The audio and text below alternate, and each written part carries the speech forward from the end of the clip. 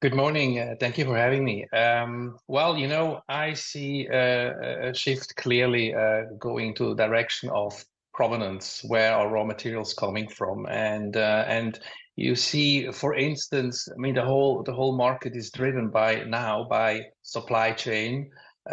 Supply chain matters, and supply chain matters because provenance matters. So the demand will is still there. The demand is driven, but I think supply will shift. Western economies, Western industries are looking where would they source the raw materials from. So provenance matters, and I think it has something to do now with all these ongoing geopolitical uh, events, like conflicts that we see everywhere. Yeah, but what is the demand for EVs perhaps slowing somewhat than do overall in this picture?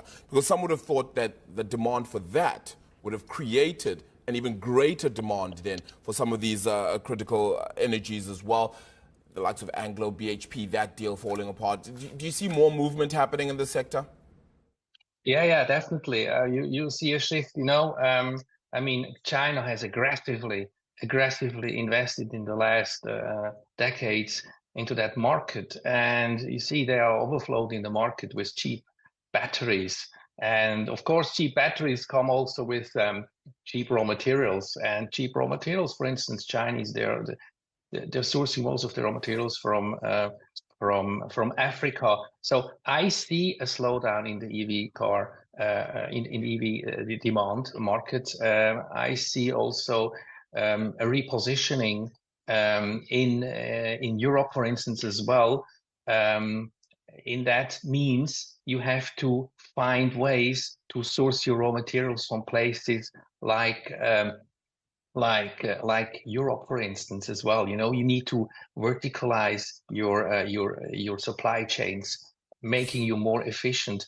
But at the moment, China is dominating clearly because of cheaper prices. And what I see as a problem is now also these tariffs that are being imposed on Chinese imports, which I clearly am not a friend of. So.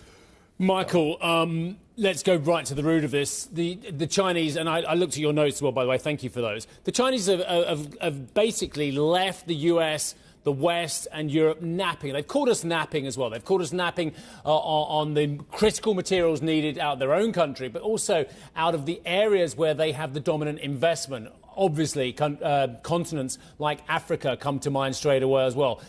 But the problem is, you say China is dominating, but they also now dominate supply to such an extent where actually competing and building up closer to home production is going to be very expensive. Now, given the slowdown that you two just mentioned in the previous answer, is it going to be economically viable to build capacity closer to home?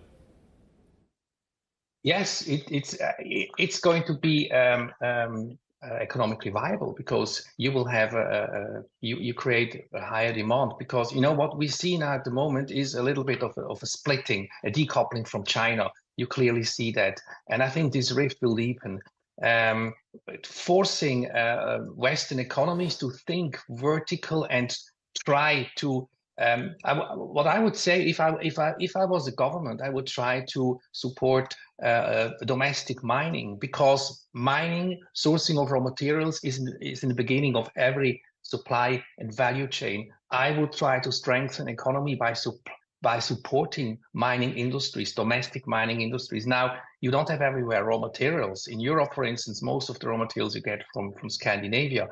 You have raw materials in Canada, US as well. But for instance, now in Europe, speaking about Europe, Scandinavia, I think mining companies must be supported, and not only financially, but also with fast track approvals, etc., etc. There you can strengthen your own domestic production Michael, supply of raw material.